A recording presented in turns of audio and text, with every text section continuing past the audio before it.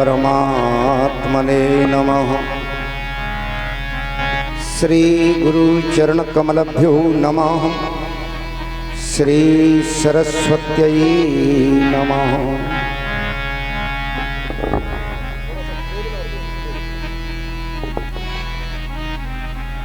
मंगलम भगवान विष्णु मंगलम गरुड़ध्वज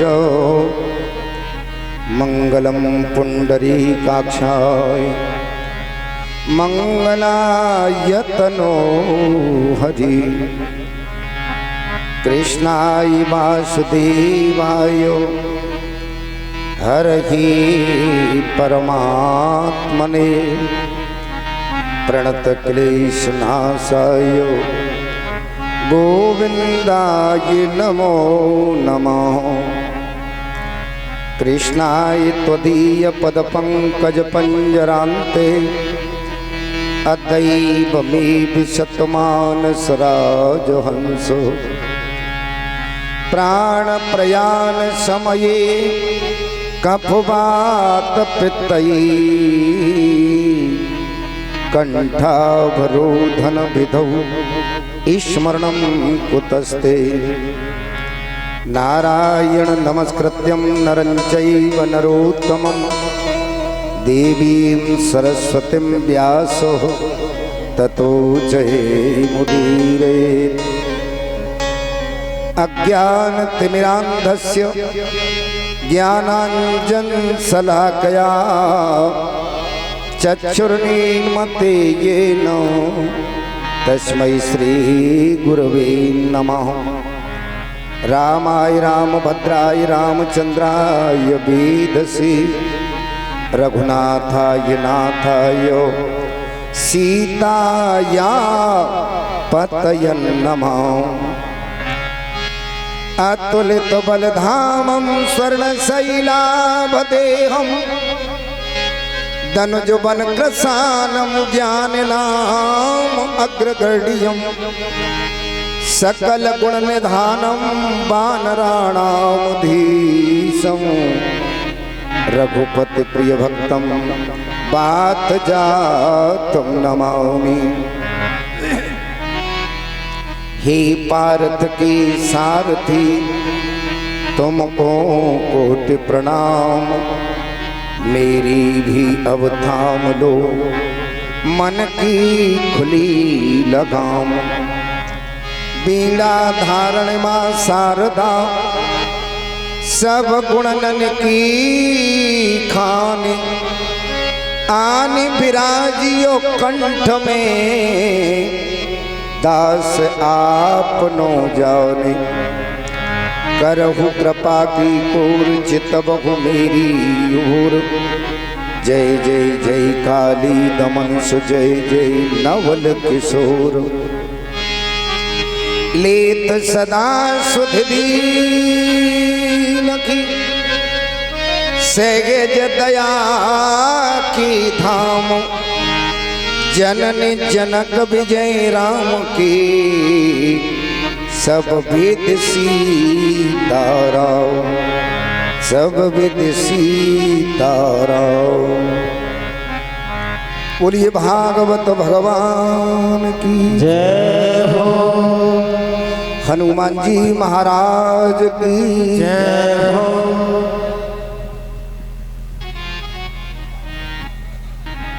आइए कथा प्रारंभ करें। उससे पहले 2 मिनट भगवान नाम संकीर्तन करें जिससे वाणी पवित्र हो और कथा में मन लग जाए।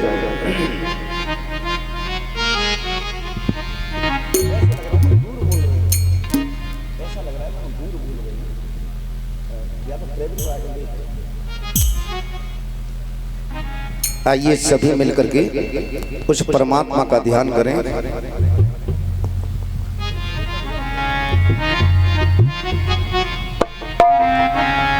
मेरे तो आधार सीता राम के चरणार बिंदो। मेरे तो आधार सीता सभी का राम के चरणार बिंदो। मेरे तो आधार सीता राम की चरणार बिंदो।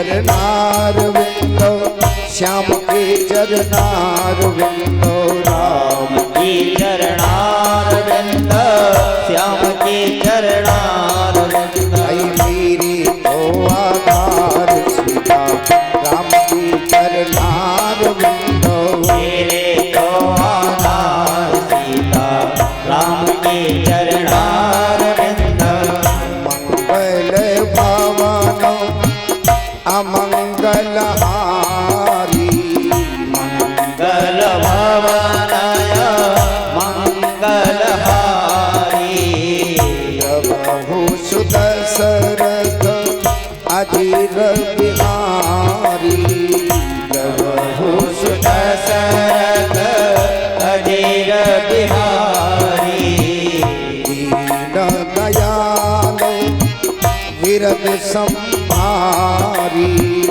दीन दयाल विरद संभारी रघुनाथ मम संकट भारी रघुनाथ मम संकट भारी आधार सीता राम की चरनार विंदो मेरे तो आधार सीता राम की चरणार विंद मेरी तो आधार सीता राम की चरनार विंदो मेरे तो आधार सीता राम की चरणार विंद जनक सुता जग जननी जानो की जनक सुता जग जननी जानकी अतिशय प्रिय करुणा निधान की अतिशय प्रिय करो रानी धान की माता की युग पद कमल मनावहु बाकी योग पद कमल मनावो जासु कृपा निरमल मत पावहु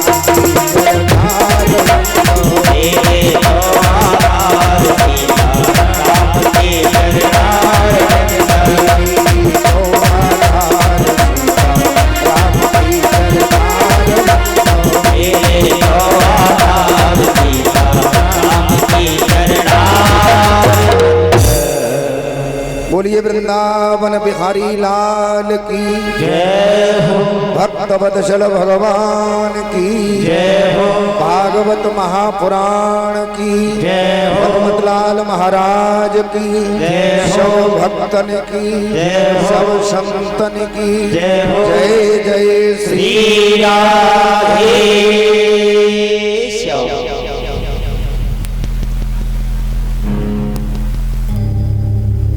अखंड कोटि ब्रह्मांड नायक पीत पीतांबरधारी अकारण करुणा वरुणालय भक्त वांछा कल्पतरु श्री राधा मुकुंद के चरणों में कोटि कोटि नमन करते हुए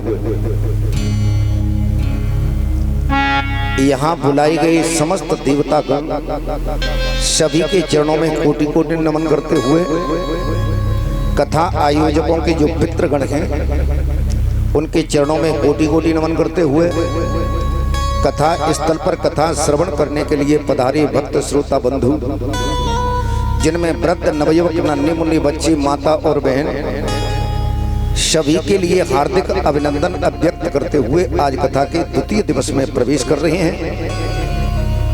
जहां तक मेरी आवाज पहुंच रही है मैं निवेदन करना चाहूंगा आपके गांव में, आपके मोहल्ले में, आपके क्षेत्र में ऐसा देव दुर्लभ ग्रंथ, पवित्र ग्रंथ जिसका चरित्र आप लोग यहाँ सुनने गृह कार्यों से जल्दी निवृत्त हों और भगवान के चरित्रों में पधारें और भगवान की कथा का आनंद लें। वैसे तो कथा वही लोग सुन पाएंगे, कल भी मैंने निवेदन किया था, जिनके जन्म जन्मांतरों के कल्प कल्पांतरों के युग युगांतरों के पुण्य उदय हुए हों। हर आदमी कथा सुन ले ऐसा नहीं हो सकता। कथा वही सुन पाएंगे जिनके भाग्योदयन बहुजन्म समर्जते न सत्संग मंच लभते पुरुषो यदावई, माने जिनके कई जन्मों के संचित पुण्य उदय हुए हों वही लोग कथा सुन पाते हैं।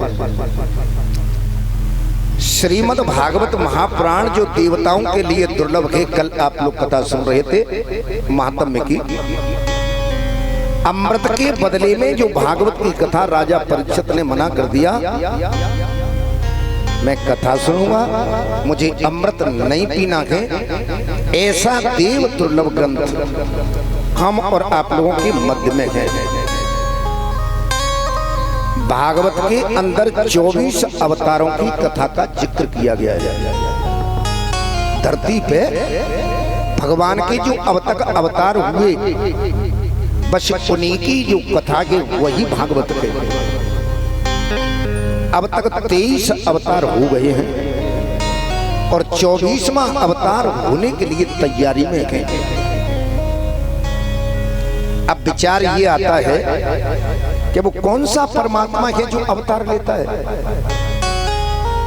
तो उसके लिए यहाँ भागवत में व्यास जी ने लिखा है, पश्यन् तदो रूप मद भ्रचक्षुषां सहस्त्रपादोर्भुजाननादभुतं सहस्त्रमूर्धश्रवणाक्षिणाशिकां सहस्त्रमौल्याम्बरकुण्डलो लसतो।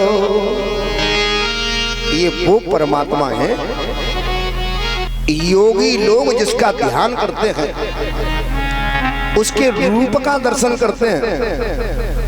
ये वो परमात्मा है जो अनेकों हाथ हैं जिसके, अनेकों पैर हैं जिसके, ऐसा निर्गुण परमात्मा अपने भक्तों के लिए सगुण साकार रूप लेता है।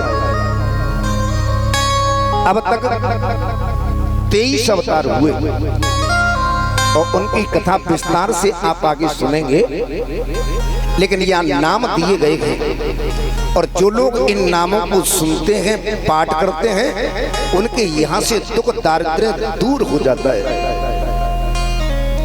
पहला अवतार जो भगवान का हुआ वो 4 रूपों में भयो, जिनकी कथा कल आपने सुनी थी ये साक्षात भगवान ही बनकर के आए थे। सनक, सनंदन, सनातन और सनत कुमार, ये पहला अवतार भगवान का। दूसरे अवतार में भगवान ने धरती का कल्याण करने के लिए और सूकर का रूप धारण किया, ये सूकर अवतार कहा जाता है। और तीसरा जो अवतार भगवान का हुआ वो नारद के रूप में हुआ। जो नारद जी कथा आप सुनते हैं, ये भगवान का ही अवतार है। चौथा अवतार नर नारायण के रूप में हुआ। पांचवा अवतार कपिल के रूप में हुआ।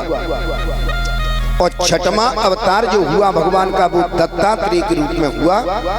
और सातवां अवतार हुआ वो यज्ञ के रूप में हुआ, जो हम हवन करते हैं, ये भगवान का अवतार है। आठवां अवतार ठाकुर ने लिया वो ऋषभ देव के रूप में हुआ, जिन्होंने जैन मत को प्रतिपादित किया। आगे नौवां जो अवतार हुआ वो पृथु के रूप में हुआ। 10वां अवतार भगवान ने लिया वो मछली के रूप में लिया, मत्स्य बनकर के ठाकुर आए। 11वां अवतार कच्छप के रूप में हुआ। 12वां अवतार धन्वंतरी के रूप में हुआ। 13वां अवतार मोहिनी के रूप में हुआ। और 14वां अवतार नरसिंह के रूप में हुआ। 15वां अवतार ब्राह्मण कुल में ही वामन के रूप में हुआ। और 16वां अवतार ये भी ब्राह्मण कुल में ही भावाभीष अवतार कहते हैं, ऐसे परशुराम जी का हुआ। 17वां अवतार पाराशर के पुत्र व्यास के रूप में हुआ, जिन्होंने ये कथाएं लिखी। 18वां अवतार हुआ वो अयोध्या में हुआ, राजा दशरथ के यहाँ पुत्र के रूप में, जिनका नाम राम हुआ। 19वां अवतार बलदेव के रूप में हुआ। और 20वां अवतार कृष्ण के रूप में हुआ। 21वां अवतार बुद्धा अवतार हुआ। 22वां अवतार हंसा अवतार है। और महाराज इस तरह से भगवान के जी अवतारों का वर्णन यहाँ किया गया है। प्रभु का 23वां जो अवतार हुआ बड़ा ही दिव्य और ये बहुत ही सुंदर अवतार, जैसे महाराज अवतार कल्कि अवतार जो होगा ये 24वां अवतार अभी नहीं, लेकिन पृथ्वी पर जब बहुत ज्यादा भार बढ़ जाएगा, जिस समय पर धर्म सुनाई नहीं देगा, उस समय पर संबल गांव में, जो अभी उत्तर प्रदेश में है, ये पहले से भविष्य वाणी है, कुआरी कन्या के उदर से ब्राह्मण के घर में जन्म होगा और घोड़े पर बैठ करके इन पापियों का, दुराचारियों का विनाश करेंगे। ऐसा महाराज पहले से हमारे विद्वानों ने भविष्यवाणी की है। यहाँ कथा कहने वाले शौनक जी, सूत जी हैं। शौनक जी हाथ जोड़ करके पूछते हैं, महाराज जिस ग्रंथ का आप हमें सुनाना चाहते हैं, इसका लेखन कैसे हुआ? और जब तक भागवत के बारे में ये बात ना समझ लें, तब तक भागवत की बात समझ में नहीं आएगी। पहली बात तो ये है कि जिस भागवत को आप सुनने के लिए बैठे हैं, ये साक्षात भगवान का ही वांग्मय रूप है। ये कोई साधारण गीता प्रेस की पुस्तक की कोई पुस्तक नहीं है कि एक बार पढ़ लिया जाए और टोकरी में फेंक दी जाए। ये कोई अखबार नहीं कि एक बार पढ़ लिया और रद्दी में फेंक दिया। जितनी बार इसे सुनोगे, जितनी बार इसका अवलोकन करोगे, जितनी बार इसका अध्ययन करोगे, उतना ही अत्यधिक आनंद की प्राप्ति होगी। ये प्राचीनतम ग्रंथ है। दूसरी बात यह है कि भगवान का ये साक्षात वाणीमय स्वरूप है भागवत। भगवान जब जा रहे थे अपने धाम के लिए, उस समय पर उद्धव ने पूछा था कि महाराज आप जा रहे हो, आपके भक्त आपका दर्शन करना चाहे तो तुम कहां मिलोगे? तो उन्होंने कहा कि जब मैं राम के रूप में आया, कृष्ण के रूप में आया, नरसिंह के रूप में आया, इस धरा को छोड़ करके अपने धाम के लिए गया। लेकिन अब के कृष्ण अवतार में मैं ऐसा कुछ नहीं करूंगा। तो अब की बार मैं भागवत में ही प्रवेश कर जाऊंगा। जो लोग मेरा दर्शन करना चाहें वो भागवत की कथा सुने, जो लोग मुझे देखना चाहें वो 10वें स्कंद का पठन पाठन करें, उन कथाओं को सुने, मेरा दर्शन हो जाएगा। तो इसलिए भागवत के सामने जो लिखा के श्रीमद, इसीलिए इसको श्रीमद से अलंकृत किया गया। और दूसरी बात, ये कथा जो व्यास जी ने लिखी वो कल्पना से नहीं लिखी, वो तो केवल उन्होंने समाधि लगा करके देखा था भगवान ने क्या किया, तो आंखों देखा हाल लिखा उन्होंने। हमारे जितने वेद हैं उन वेदों में से श्री व्यास जी ने 17 पुराण लिखे, और 17 पुराण लिख करके भी शांति नहीं मिली। मन में सोच रहे हैं संसार के भला करने के लिए मैंने ये 17 पुराण बनाए, लेकिन चैन तो हमें भी नहीं है। जब बनाने वाले को चैन नहीं है तो सुनने वाले को कहां से होगा। एक दिन अपनी कुटिया पर बैठे थे दुखी मन से, इतने में नारद बाबा पहुंच गए, और नारद बाबा को देख करके महाराज इन्होंने स्वागत किया, बिठाया। नारद जी ने पूछा, व्यास जी तुम चिंतातुर दिखाई दे रहे हो, कोई चिंता है? हाँ महाराज। क्या? मैंने 17 पुराण लिखे हैं, लेकिन 17 पुराण लिखने के बाद भी, इतना परिश्रम करने के बाद भी मुझे शांति नहीं है, चैन नहीं है। अगर मुझे चैन नहीं है तो सुनने वाले को संतुष्टि कैसे होगी? तो क्या करना चाहिए? बोले महाराज अब की बार आप एक पुराण और बनाओ। नारद जी कहते हैं इस पुराण को जो तुम लिखो, आंख बंद करके पहले ये देखना कि भगवान ने क्या किया, और जो लीला तुम्हारे सामने आवे उसको लिखना। व्यास जी ने कहा ठीक है, और इसका नाम रखना श्रीमद् भागवत महापुराण। ठीक है महाराज। जब नारद जी चले गए, अब व्यास जी सोच रहे हैं लिखने वाला कोई मिल जाए। याद गणेश जी की आई, गणेश बाबा बुलाए। गणेश जी ने पूछा कहाँ बात है व्यास जी? बोले महाराज मैं एक पुराण लिखना चाहता हूं, लेकिन लिखने वाला कोई नहीं है, तो आप लिख दोगे? अब गणेश जी सोच रहे हैं क्या करना चाहिए, और कब तक लिखवावेंगे, मना भी कर नहीं सकते। गणेश जी ने कहा लिखेंगे तो जरूर, पर एक शर्त है। क्या? बोले जब तक आप बोलते रहेंगे हम लिखते रहेंगे, और जहां तुम बोलना बंद कर दोगे वहीं हम लिखना बंद करके चले जाएंगे। बोले महाराज ये तो कोई बात ही नहीं हुई। क्यों? अरे मैं समाधि लगाया करूंगा, और समाधि लगा करके आगे की लीला देखूंगा तो फिर बोलना तो बंद होगा। और गणेश जी कहते हैं मैं 22 में चलो जाऊंगा। लेकिन व्यास जी भी भगवान के ही अवतार हैं। व्यास जी ने कहा गणेश जी तुम्हारी शर्त मंजूर है, पर मेरी एक शर्त है। क्या? मैं जो कुछ बोलूं उसका तुम अर्थ लगा करके लिखना। बोले लिखेंगे। अब व्यास जी कथा बोल रहे हैं, श्लोक गणेश जी लिखते जाते हैं, और एक लीला एक चैप्टर जब पूरा होता है तो आगे की लीला देखना चाहते हैं, तो व्यास जी ऐसा कठिन श्लोक बोलते हैं कि गणेश जी को सोचना पड़ता है अर्थ क्या है। और जब तक सोचते हैं इतनी देर में व्यास जी समाधि लगा करके आगे का चरित्र देख लेते हैं।